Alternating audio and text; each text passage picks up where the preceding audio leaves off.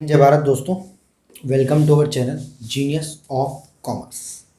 Guys, class 12th की accounting में जो हमने प्रैक्टिकल क्वेश्चन की सीरीज स्टार्ट की है उसमें आज हम बात कर रहे हैं कॉन्सेप्ट नंबर 3 कंपनी अकाउंट्स के issue of shares consideration other than cash.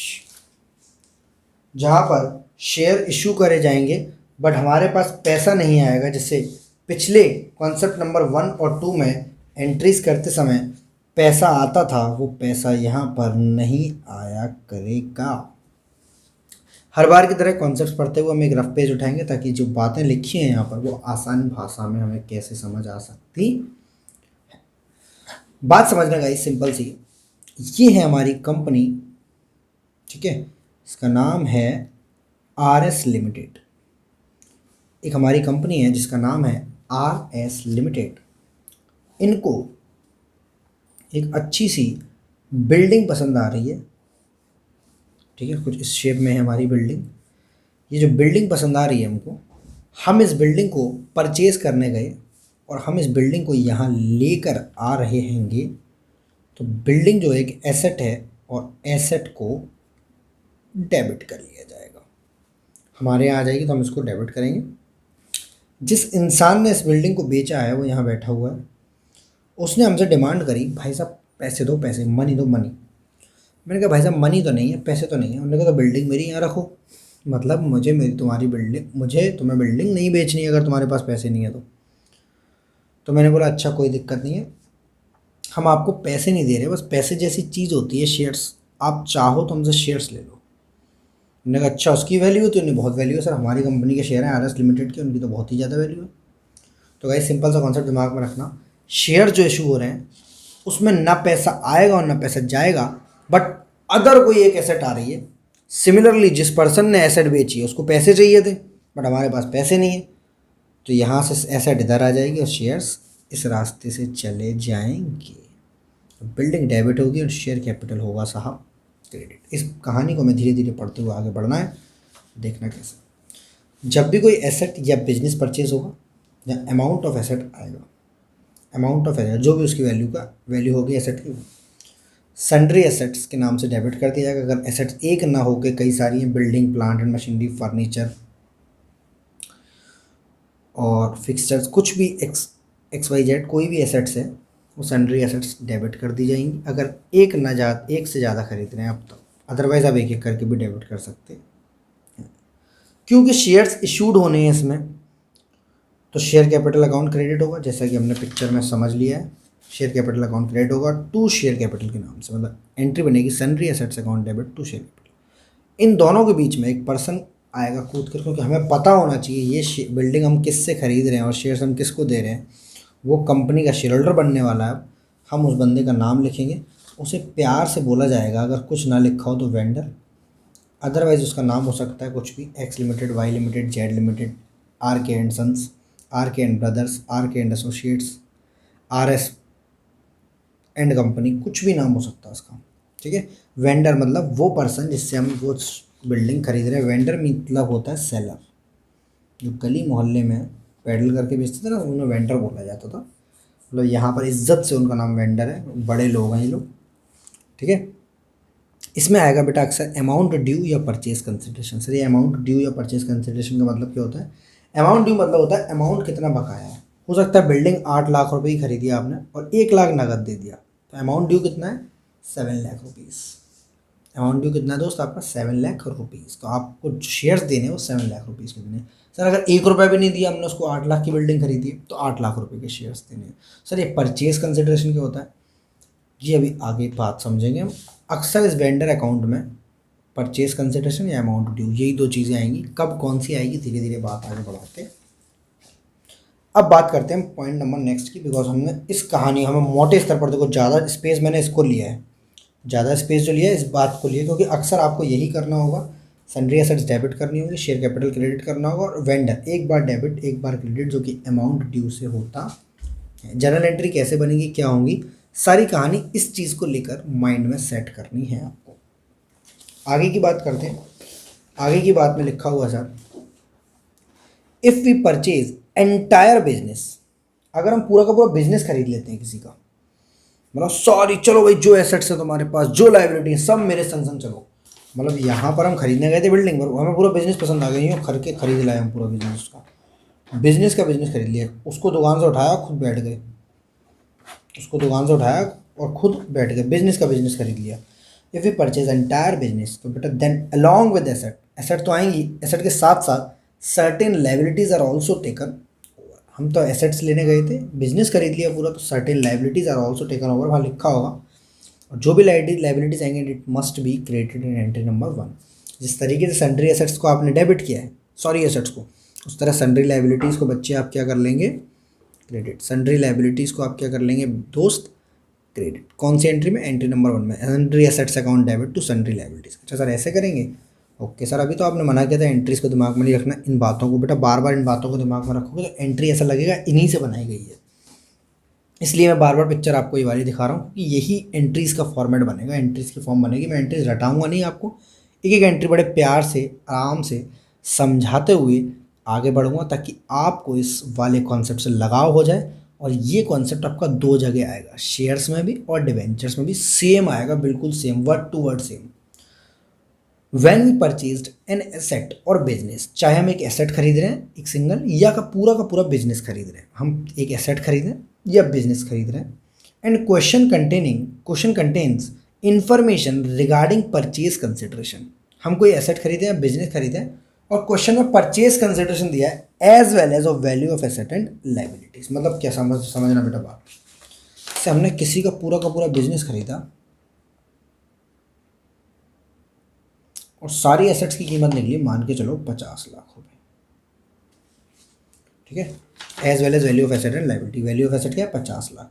Similarly value of liabilities निकली 10 लाख, तो हमारे काम की चीज़ क्या है, 40 लाख। रीज़न क्या है कि हम एसेट जरूर 50 के ला रहे हैं, पर 10 हमें पे करने हैं किसी को, तो हमारे लिए इस एसेट की वैल्यू क्या है, 40 लाख रुपये। सिंपल मानो, ये कैलकुलेटर खरीद रहे हो आप 50 लाख का, पर आपको इस कैलकुलेटर को खरीदने के संग संग कुछ ऐसे लोगों को पैसे देने हैं जो इस कैलकुलेटर से जुड़े हुए हैं। मतलब आप बिजनेस खरीद रहे हो सारा का सारा 50 लाख में, बट 10 लाख आपको किसी को देने, तो आपके लिए बिजनेस कितने रुपए का है, 40 लाख का, बट आप इस 40 लाख के बिजनेस के पैसे पे कर रहे हो 42 लाख। तो वैल्यू ऑफ एसेट ये, वैल्यू ऑफ लाइबिलिटी ये, और परचेज कंसिडरेशन बेटा ये, मतलब ये दोनों तो दिए ही दिए हैं, साथ में एक अलग से दिया हुआ है, मतलब 50 में से 10 माइनस किए, क्यों, क्योंकि वैल्यू इतनी थी, बट आप उसके कितने पे कर रहे हो, 42 lakh, that is purchase consideration. हमारी वैल्यू भले ही 40 है, बट हम उसके एक्स्ट्रा पे कर रहे हैं 2 लाख रुपए, दैट इज 42 लाख, इसे बोलते हैं परचेज कंसिडरेशन। मतलब जब वैल्यू ऑफ एसेट और लाइबिलिटी की तो दी हो as well as value of asset and liability, उसके संग एक अमाउंट और दिया परचेज कंसिडरेशन का, तो क्वेश्चन को पढ़ने का थोड़ा तरीका बदलेगा, थोड़ी बात बदलेगी, और उस बात को हम इस फॉर्मेट में लिखते हैं, किस फॉर्मेट में देखना। अब क्या कहानी दी होगी, सर वैल्यू ऑफ एसेट दी और वैल्यू ऑफ लाइबिलिटी। पहली वाली कहानी सिंपल है, value of asset value of liability दी है, बट परचेज कंसिडरेशन नहीं है। सिंपली एसेट को डेबिट करो, लाइबिलिटी को क्रेडिट करो, वेंडर को डेबिट क्रेडिट करेंगे, देखते हैं किस तरीके से। इस केस में vendor account would be credited by purchase consideration. सबसे बड़ी बात देखो, अभी अभी आपने वेंडर अकाउंट पढ़कर आए हो, अभी आप वेंडर अकाउंट पढ़कर आए हो, यहाँ पर एक्स लिमिटेड वाई लिमिटेड, इसमें 2 चीज़ लिखी थी, एक अमाउंट ड्यू, एक परचेज कंसिडरेशन। तब मैंने आपको अमाउंट ड्यू समझाया था और बोला परचेज कंसिडरेशन के लिए 2 मिनट का सब्र करो। अब क्या कहानी है सर, अब बोल रहा हूँ सर परचेज कंसिडरेशन मेरे सामने आ गया, क्वेश्चन में परचेज कंसिडरेशन है, जस्ट लाइक इस वाले क्वेश्चन में 40 लाख रुपए की वैल्यू एसेट और लाइबिलिटी को माइनस करके, और हम दे रहे हैं 42 lakh, that is purchase consideration, that is purchase consideration, short form में पीसी बोलते हैं उसको। इस पीसी को हमें वेंडर अकाउंट में क्रेडिट करना पड़ेगा, क्योंकि ये अमाउंट ड्यू हो गया, इतना रुपये आपको देना ही देना है, भले ही एसेट की वैल्यू कम है, नेट एसेट की वैल्यू कम है। Sundry assets account would be debited by amount of asset, ठीक है। आपको 2 चीज़ें दी हैं, एक सन्ड्री एसेट्स और सन्ड्री लाइबिलिटीज़ की वैल्यू, सन्ड्री एसेट्स और सन्ड्री लाइबिलिटीज़ की value as well as purchase consideration. तो एक एक करके यूज़ करना सीखो। परचेज कंसिडरेशन किससे क्रेडिट होगा बेटा, वेंडर अकाउंट से। वेंडर अकाउंट जहाँ भी आएगा वहाँ परचेज कंसिडरेशन क्रेडिट होगा। Sundry assets account amount of asset से या वैल्यू ऑफ एसेट से, सन्ड्री एसेट्स अकाउंट डेबिट होगा ना पहली एंट्री में, वो अमाउंट ऑफ एसेट से, मतलब अमाउंट ऑफ एसेट दिया है, अमाउंट ऑफ लाइबिलिटी दिया है और पीसी दिया है, सन्ड्री एसेट्स में amount of assets, sundry liabilities में अमाउंट ऑफ लाइबिलिटीज, और वेंडर अकाउंट में परचेज कंसिडरेशन। मतलब आप सिंपल सिंपल भैया ये बताना चाह रहे हो, ये जो 50 लाख रुपया है ये सन्ड्री एसेट्स अकाउंट में जाएगा, ये जो 10 लाख रुपया है ये भैया आप डालोगे सन्ड्री लाइबिलिटीज अकाउंट में, और 40 आप कहीं नहीं डालोगे, अपने आप से डल जाएगा, 42 लाख डालोगे आप वेंडर अकाउंट में, 42 लाख रुपए डालोगे वेंडर अकाउंट में। यहाँ तक कोई दिक्कत? 42 लाख रुपए डालोगे वेंडर अकाउंट में। अब बात ऐसे, जो 42 लाख रुपए की हमने वैल्यू में ख़रीदा है बट इसकी वैल्यू तो सिर्फ 40 है, तो डिफरेंस अमाउंट ऑफ, डिफरेंट नहीं होगा, ये डिफरेंस होगा, बनाने वाले ने बेहद ही छोटी गलती करी है। Difference amount of purchase consideration and amount due, इसका मतलब क्या है, चाहे हम उसका परचेज कंसिडरेशन कर रहे हैं, amount due to vendor will be transferred to capital reserve या गुडविल। ये क्या मतलब हुआ sir?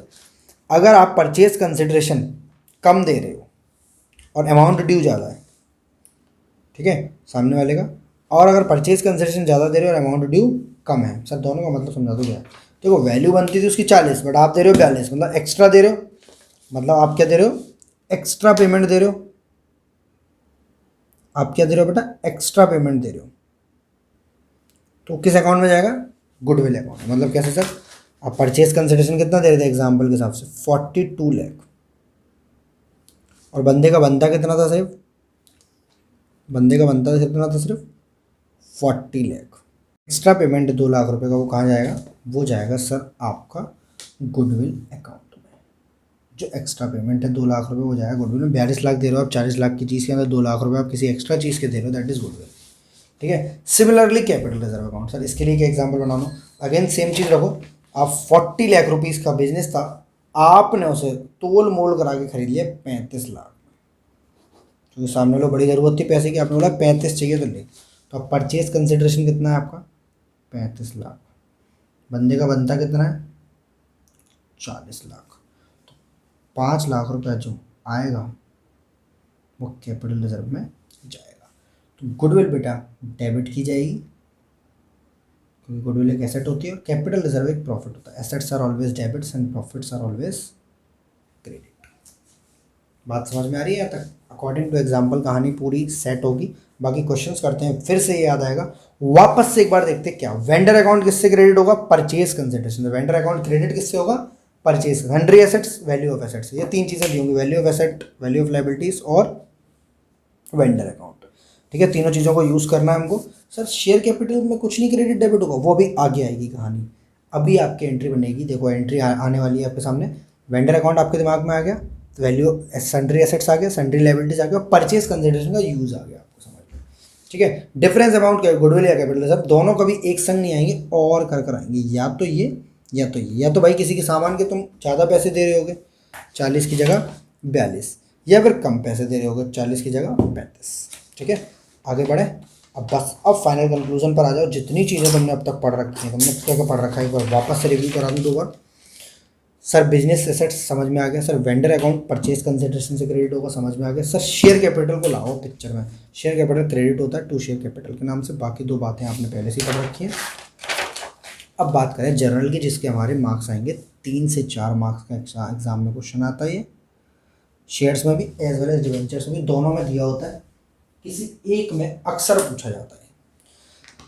Journal, if purchase consideration is not given, question तो था, वैल्यू ऑफ एसेट थी, वैल्यू ऑफ लाइबिलिटीज थी, बिजनेस खरीदा जा रहा था मान लो, बट परचेज कंसिडरेशन अलग से नहीं दिया हुआ था। मतलब ये 50 लाख था, ये 10 लाख था, ये 40 हमने निकाल लिया ना, ये इस तरीके का कुछ नहीं दिया हुआ। परचेज कंसिडरेशन नहीं है पिक्चर में, simple see value asset, sundry asset debit, vendor credit. Sundry assets debit करेंगे और वेंडर को क्रेडिट करेंगे, क्योंकि भाई मैं सन्ड्री एसेट ला रहा हूँ उससे, बिल्डिंग, फर्नीचर, प्लांट, मशीनरी सब डेबिट मेरे आ गई है, और ये तो देने वाला बंदा बैठा है क्रेडिट द गिवर, कि हमने इसको पैसे नहीं दिए, तो हमें इसका नाम रिकॉर्ड करना पड़ेगा, क्योंकि जहाँ दाम नहीं आता वहाँ नाम आता है, जहाँ कोई नहीं आता वहाँ श्री राम आता है, ठीक है। सारी एसेट्स की एसेट्स डेबिट और वेंडर बंदा क्रेडिट। बंदा कौन हो सकता है सर? बंदे का नाम लिखा होगा, Ram limited, XYZ limited, x limited लिखा है तो वो डाल दो, ठीक है। जिससे हम एसेट्स खरीद कर ला रहे हैं यार, सुबह सुबह पड़ोस की दुकान से, 4 बगल बगल में दुकानें हैं, आप एक जैन साहब की दुकान से ब्रेड का पैकेट लाते हो नहीं लाते हो जल्दी में उधार पे, उसी तरीके से ब्रेड का पैकेट आपके घर आ गया और जैन साहब आपके दिमाग में रह गया, घर पर आके बताते हो पापा जैन अंकल की दुकान से मैं ये लेकर आया हूँ, पैसे दे आना शाम को।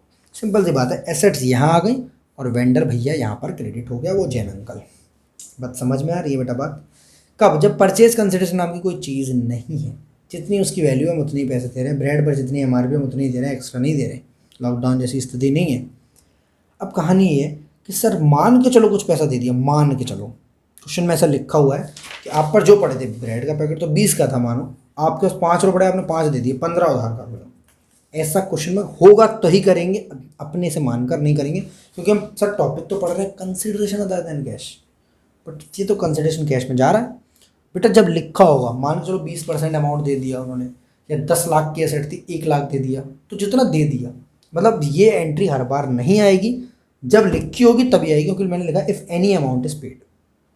ठीक है, ये पूरी स्थिति कौन सी चल रही है? जब परचेज कंसिडरेशन पिक्चर में नहीं दिया, जब मैं क्वेश्चन कराऊंगा तो इसी बात पर लाऊंगा, पहले पीसी ढूंढवाऊंगा, पीसी नहीं होगा तो मैं इधर, और पीसी होगा तो मैं इधर, मतलब दोनों में से कोई एक केस चुनना है, और है ये भी, और पीसी नहीं दिया तो इधर, पीसी दिया तो इधर, purchase consideration, vendor account debit to bank. अब नेक्स्ट एंट्री है सर, मान के चलो एसेट थी 10 लाख की और आपने 1 लाख रुपए दे दिया, तो वेंडर का कितना पैसा रह गया? 9 लाख का। याद है वेंडर का अकाउंट अभी अभी किया है आपने, जस्ट अभी अभी किया है, अमाउंट ड्यू आपने अभी भी किया, अमाउंट ड्यू आपने अभी भी किया, अमाउंट ड्यू। सर 3 बार क्यों बोल रहे हैं? क्योंकि यहाँ मैं अमाउंट ड्यू बोलूँगा मेरे बच्चे, यहाँ मैं पीसी बोलूँगा, यहाँ मैं अमाउंट ड्यू बोलूँगा, मैं दोनों चीज़ें लिखी थी। अरे अभी दिखा रहा हूँ तुम्हें, कैसी बातें कर रहे हो तुम लोग, ये देखो सामने ही लिखा है सर, टेंशन नहीं लेने का, कंप्लीट है कंप्लीट, बस पूरे मार्क्स आने चाहिए। Vendor account debit, okay my dog boy, vendor account debit बहुत बढ़िया sir. To share capital, sir share capital क्या चीज़ होती है? शेयर कैपिटल का तो फंडा है भैया, तभी तो इस चैप्टर में आया है ये, तभी तो इस चैप्टर में आया है ये, शेयर कैपिटल को क्रेडिट कराने को। मतलब सर हम अब तक इतना इतना बार बार पढ़ रहे थे जी, अब आइए मेन चीज़, शेयर कैपिटल को क्या करेंगे दोस्त आप? क्रेडिट करेंगे। सर ये क्या लिखा है? ये भी 2 मिनट रुको सर, ये क्या लिखा है? Share capital credit. अगर क्वेश्चन में सिक्योरिटीज में नाम की चीज़ है सर, ये कब होगी? जब वहाँ लिखा होगा shares are issued at a premium of 20%, shares of ₹10 each at a premium of 2, at a premium of 2.5, at a premium of 1, तो ऐसी बातें लिखी होंगी तभी आप इसको देखेंगे, अदरवाइज इसको नहीं देखेंगे। बात समझ में आ रही है मेरे बच्चे? अगर होगा तो आएगा, अदरवाइज ये नहीं आएगा। सर ये एंट्री बन जाएगी वेंडर टू शेयर कैपिटल जी। सर डिस्काउंट नहीं आएगा बेटा, डिस्काउंट नहीं आता शेयर्स में। शुरू से लेकर सारी कहानी समझो। पहली entry sundry asset to vendor, दूसरी वेंडर टू बैंक। कब? जब पे करोगे, कुछ पे करोगे तो आएगी, अदरवाइज नहीं आएगी। अब इसमें से 10 लाख की एसेट थी, 1 लाख रुपए आपने पे कर दिया, तो कितना बचा? 9। तो आप शेयर्स कितने के दोगे? 9 लाख रुपए के। अगर उसमें प्रीमियम जैसी कोई चीज़ है तो शेयर कैपिटल भी क्रिएट होगी और सिक्योरिटीज में भी। सर प्रीमियम जैसी कोई चीज़ नहीं है, शेयर 10 का था, 10 में ही जा रहा है, तो वेंडर टू शेयर कैपिटल पूरे अमाउंट से। कितना सरल है। सेम फिर रिवाइज करना है, यहाँ पर काफ़ी सारी चीज़ें सेम होंगी, बस if purchase consideration is given. मैंने कहानी ही बदल दी। हम वो वाले एग्जांपल आ गए जो हम समझे थे कि 40 की जगह हम पेमेंट कर रहे हैं या तो 42 या तो 35। परचेज कंसिडरेशन मतलब हमारी एसेट की वैल्यू एक तरफ और हम जो पे कर रहे हैं वो एक तरफ, मतलब ये है बेटा एग्रीमेंट दोनों के बीच में, एग्रीड वैल्यू बोलते हैं इसको। बोलता भाई साहब मेरी एसेट की वैल्यू मुझे ही पता है 40 लाख है, बट खरीदोगे तो कम से कम 42 में, मंजूर है तो सौदा लो, नहीं तो निकल लो। तो बेटा सन्ड्री एसेट्स अगेन डेबिट, तो सन्ड्री एसेट्स आ रही है इस तरफ, और वेंडर क्रेडिट। सन्ड्री लाइबिलिटीज भी संग संग खिंची हुई आ जाती हैं, तो उनको भी अगेन सन्ड्री एसेट्स में क्या? Value of asset. Sundry liabilities में क्या? Value of liabilities. अभी समझाया है। सेम चीज़ यहाँ भी, ये डेबिट हो गया और सन्ड्री लाइबिलिटीज यहाँ क्रेडिट होगी, क्योंकि हम पूरा का पूरा मान के चलो बिजनेस खरीद रहे हैं। सर ये चीज़ यहाँ नहीं हो सकती, अगर वैल्यू ऑफ लाइबिलिटीज आप यहाँ टेकन ओवर कर रहे हो तो यहाँ भी होगी। पीछे ही तो पढ़ा है अभी कि लाइबिलिटीज आर ऑलवेज क्रेडिटेड। अगर हम एसेट्स के संग कोई भी लाइबिलिटी भी खरीद रहे हैं तो लाइबिलिटी क्रेडिट होगी इन एंट्री नंबर 1। ऐसे पढ़ा था सर। आप बार बार प्रूफ क्यों बताते हो? क्योंकि बेटा मैं सबूतों पर बात करता हूँ, ठीक है, गवाहों पर नहीं, ठीक है। क्रेडिट बच्चे बात समझ में आ रही है? सेम एंट्री कॉपी कर रहे हैं, सन्ड्री एसेट्स डेबिट होगी। सर बार बार आप तो एंट्री याद करा दी आपने, तो रटने की जरूरत ही नहीं है। सन्ड्री एसेट्स का बैलेंस मेरे बच्चे डेबिट होता है। टू वेंडर और टू सन्ड्री लायबिलिटीज, क्रेडिट वाली चीज़ें दोनों। अब या तो गुडविल या तो कैपिटल रिजर्व। रीजन क्या है? सर परचेज कंसिडरेशन दिया है, अगर हम ज़्यादा पे कर रहे हैं, अपने एग्जाम्पल के हिसाब से 42 लाख पे कर रहे हैं, तो 2 लाख की क्या है? गुडविल आप अभी बता चुके हैं। और अगर हम कम पे कर रहे हैं, 35 लाख पे कर रहे हैं, तो 5 लाख का क्या? Capital reserve. या तो ये आएगा या तो ये आएगा, मतलब मैं इस पर हैशटैग लगा दे रहा हूँ, या तो गुडविल या तो कैपिटल रिजर्व। मेरी बात समझ में आ रही है सब बच्चों को? सर वेंडर अकाउंट क्रेडिट कितने से होगा बेटा? परचेज कंसिडरेशन से। यहाँ पर क्यों? क्योंकि PC is given. Sir amount due से नहीं होगा मेरे बच्चे, अमाउंट ड्यू से तो यहीं पर होगा वापस। ओके ओके ओके सर, समझ आ रही है बातें। ओके ओके ओके, समझ आ रही हैं बातें। चलो जी, vendor account debit to bank, vendor account debit to bank, if any amount is paid, same entry copy करिए, same vendor account debit to bank, same entry copy करिए मेरे बच्चे, vendor account debit to bank. Sir इसका मतलब क्या है? Vendor मतलब वो बंदा जो अभी अभी यहाँ क्रेडिट हुआ, यहाँ पर कितने अमाउंट से डेबिट होगा? जितने पे करोगे आप, पीसी से नहीं, जितने पे करोगे, if any amount is paid. अगर पे नहीं करोगे तो ये एंट्री नहीं आएगी। यहाँ तक कोई दिक्कत? जी सर कोई भी दिक्कत नहीं है। अगेन यहाँ फिर क्या गलती करी है लिखने वाले ने? शेयर कैपिटल अकाउंट आएगा, vendor account debit to share capital to securities premium account. Sir same copy किया आपने? जी सर ये दोनों एंट्री सेम है, ये दोनों एंट्री सेम है, जो बदलाव है उसे 1 में, क्योंकि पीसी दिया है, पीसी दिया है, परचेज कंसिडरेशन दिया था, तो 99.9%। सर 0.1 क्यों हटा रहे हो? कि बेटा हो सकता है कभी पीसी बराबर ही निकले हमारी वैल्यू ऑफ एसेट लायबिलिटी की। 99.9% या तो गुडविल आएगी या तो कैपिटल रिजर्व आएगा। तो ये एंट्री दोनों ऐड क्यों करी है गुडविल और, अदरवाइज सेम एंट्री है भी, सन्ड्री एसेट यहाँ भी डेबिट यहाँ भी डेबिट, वेंडर यहाँ भी क्रेडिट यहाँ भी क्रेडिट, बस यहाँ पर वैल्यू ऑफ एसेट से या वैल्यू ऑफ लाइबिलिटी से, और यहाँ पर पीसी से। लाइबिलिटीज़ क्योंकि टेकन ओवर कर रहे हो तो उनमें भी सन्ड्री लाइबिलिटीज़ क्रेडिट होंगी, बिकॉज लाइबिलिटीज़ का बैलेंस क्रेडिट होता है। अब दोनों में से कोई एक चीज़, बाकी सारी एंट्री सेम है दोनों केसेस में, चाहे पीसी नहीं दिया हो चाहे पीसी दिया हो, और बड़ी सरल एंट्री है, बहुत सरल है मेरे बच्चे, बहुत सरल। सर ऐसा हमने कुछ 11th में भी किया था, वो किया होगा आपने, बहुत सस्ते ज़माने में, बहुत हल्के ज़माने में, सिर्फ एक एंट्री के साथ। बट यहाँ आपके पास कम से कम 15 क्वेश्चन है प्रैक्टिस के लिए, 6-7 डिवेंचर्स में और 7-8 शेयर्स में। अच्छी प्रैक्टिस के साथ एग्जाम में भी आते हैं questions. Vendor account debit to share capital to securities premium account. अब कहानी बेटा सिंपल सी बात है। अब सर अब तक ये ब्रैकेट्स थे, ये नहीं पढ़ाया आपने। इन ब्रैकेट्स का मतलब क्या होता है? इन ब्रैकेट्स का मतलब होता है ये, यहाँ आपको जितना भी आपका पैसा रहेगा ना, अमाउंट ड्यू, कौन सा वाला? ये वाला। से मान के चलो 10 लाख की एसेट थी और 1 लाख रुपये आपने पे कर दिया, तो अमाउंट ड्यू कितना है? 9 लाख। तो आपको शेयर्स जो देने हैं वो सिर्फ कितने रुपए के देने हैं? सिर्फ 9 लाख रुपीज़ के। आपको शेयर्स जो देने हैं वो कितने रुपए के देने हैं बच्चे? सिर्फ 9 लाख रुपए के। 9 लाख रुपए ऊपर रखोगे आप। सर अगर 1 लाख नहीं दिया हमने तो 10 लाख रखोगे। सिंपल है यार फंडा। सर जैसे मान के चलो 42 लाख का पीसी था तो 42 लाख रखोगे। सर मान के चलो पीसी 35 लाख तो 35 लाख रखोगे। सर मान के चलो पीसी था नहीं पर 40 लाख की, 40 लाख रखोगे। सर इतना अच्छे से पढ़ाओगे आप, मतलब बेटा सिंपल सी बात है ना यार। जितना बंदे का रह गया है पैसा, रह गया कैसे पता करोगे? जितने का सामान परचेज कर रहे हो, अगर कुछ पे कर रहे हो तो माइनस करा देंगे इस एंट्री में, पे नहीं कर रहे हो तो माइनस नहीं कराएंगे।